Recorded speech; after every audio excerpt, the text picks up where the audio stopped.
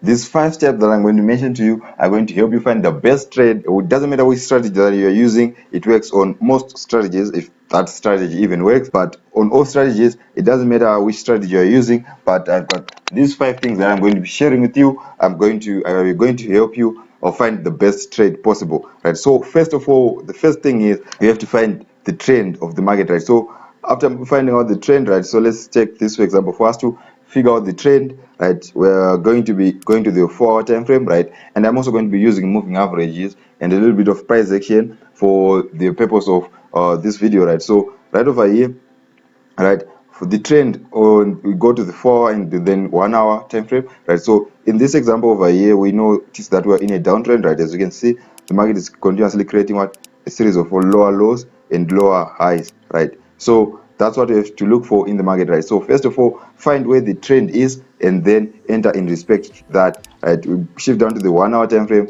That we're still on the trend over here, guys, right? So make sure that the trend aligns from the 4-hour to the 1 hour to the 5-minute, whichever, or 15-minute, whichever time frame that you'll be using to enter. But I usually like to enter on the 15-minute time frame and 5-minute time frame for the best entries, right? So you want to make sure that the trend is in line on all those time frames, right? So as you can see over here, we're in a downtrend, right? Shift down to the 15-minute time frame, and we're still looking for us to be in a downtrend, right? So over here, let's say we're over here, we're somewhere over here in this whole area over here, we're still looking for sell setups. Why? Because we're still continuously creating a series of lower lows, lower highs, lower lows, lower highs, lower lows, lower highs, lower lows, right? But there's a reversal over here, right? So when this lower high gets broken over here, this is a reversal, right? So now on the 15-minute time frame, the market is in an uptrend. So we have to wait until the market turns back, right, and starts going in a downtrend, right? So that's where most people go wrong, right? They want to enter for their buy setups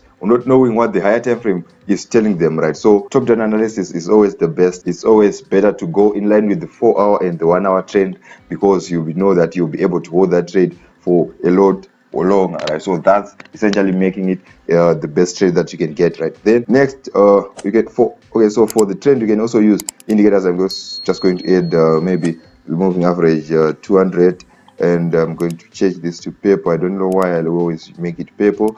Then apply to close, then maybe the 50 moving average, and I like this in black, right? So you can also use your moving averages for you to determine what trend, right? So if the moving averages are on top of the candlesticks, it means that the market is going down, right? And if the moving averages are below the candlesticks, it means that the market is going up. It's in an uptrend, right? So you can just use the same thing on the when you are trading, right? So but it works based on the 15-minute time frame and the 5-minute time frame, and yeah, maybe a bit of the hour, but the 15 and 5-minute time frame, that's where you're going to be using our moving averages, right? So now we're also going to be using our moving averages for our entries, right?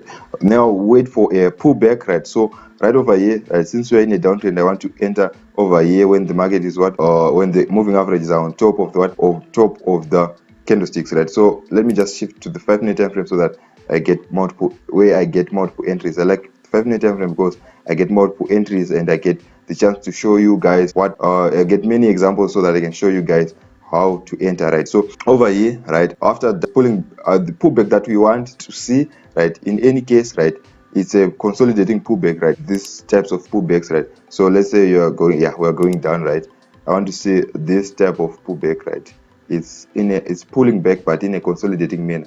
I just don't want to see this wham wham wham. I don't like these types of setups, right? I want to see the market consolidating, right? A little bit of consolidation, right? Forming our flags or our wedges. That will help you get the best entry possible, right? So right over here, we want to see these types of pullbacks over here. I'm just going to show you the types of pullbacks that we want to see, right? These ones aren't exactly them, neither are these ones. These are the only types of pullbacks that we want. These types of pullbacks over here, right, when the market is going up, down, up, down, up, down, up, down, right? And these are going to make you a lot amount of money, right? So right over here again, this is sort of consolidating this region here, right? So those are the types of pullbacks that we want. Then I want you to analyze. The third step is you have to analyze your areas of interest, right? So you go to maybe your 1 hour time frame or your 15-minute time frame, right? So let's just go to the 4-hour time frame. You start analyzing on your 4-hour time frame, right? You mark your key areas of interest where you are possibly able to get to get entries, right? So over here we got this support here, we got this support here, and when it gets broken, we're anticipating that the downtrend will continue, and we also have our moving average sitting on top of that, right? So this is confirmation that we might start going down already, right? What else can I see over here? Let me shift to the 1 hour time frame and see what I'm able to spot, that we can get a trend line over here. And on the 4 hour again, we've got our 200 moving average sitting on top of that, right? So we also have our trend line over here, so meaning that at this area over here we are potentially going to reverse, right? We're potentially going to get a reversal, right? We've got our 200 moving average sitting here over again. There's sort of like a correlation between the 50 and the 200. If you want to know more about that correlation and many more moving averages, you can just comment in the comment section below, and I'll make a video on that, right? So these are the areas that we had marked, right? And on the 15-minute time frame, you still continue to mark out your zones, right? So over here, as you can see, this is the type of pullback that I'm talking about. The market is pulling back, but it's going up, down, up, down, up, down. It's showing that the market doesn't have enough momentum to continue going up.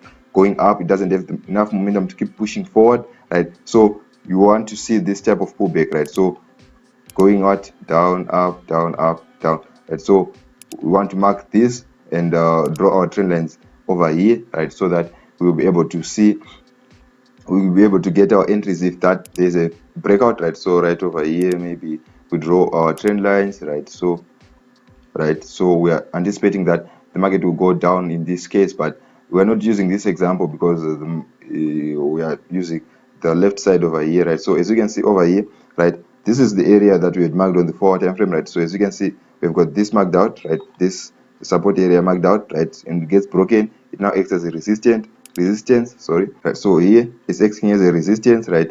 We also have a breakout over here, making what this last green candle, our order block, right? So if the market pulls back to that, we're also looking for entries, right? And we also have the 50 moving averages on that, and the market is consolidating, which makes it the best possible entry, right? So now what do you have to look for next? The fourth step is to look for candlestick confirmations for you to get that trade, for you to enter into that trade, right? For your candlestick confirmations, I advise you to shift to the 15-minute time frame so that you'll be able to see clearly what the candlesticks are telling you, right? So even if you are using the 5-minute time frame for your entries, right, you can just shift down to the 15-minute time frame to see your candlesticks, right? So over here, what do you want to see? I'll post a video on candlesticks, just remind me, right? So over here, right, as you can see, we want to see these types of doji formations, right? Morning stars, doji formations, right? We want to see that there are many wicks to the upside, showing that the market is refusing to go up. So right over here, there was an entry because of the evening star formation. Over here, we got this engulfing red candle over here.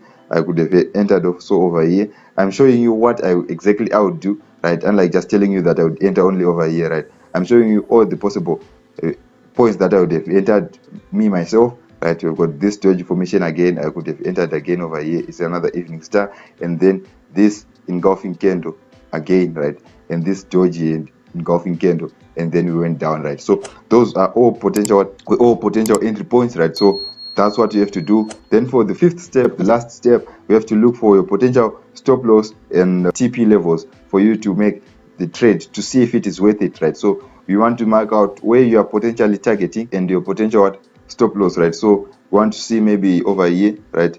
This was the order block, right? So maybe, let's shift down back to the 5-minute time frame, right? So over here, this was the last resistance over here, right? Maybe we'll place our stop loss a little bit above that, so maybe our stop loss would have been somewhere over here, right? And since we're entering over here, yeah, it's a little bit smaller, right? Then you go to the 1 hour time frame, right? And you see where you are targeting. So wherever you are targeting, you just look to the left, maybe you mark this order block over here, right? And as you can see, there's a large distance between that point to this order block over here, right? So that's what you have to look for when you are trading, right? And if you want to know more about moving averages, watch this video next.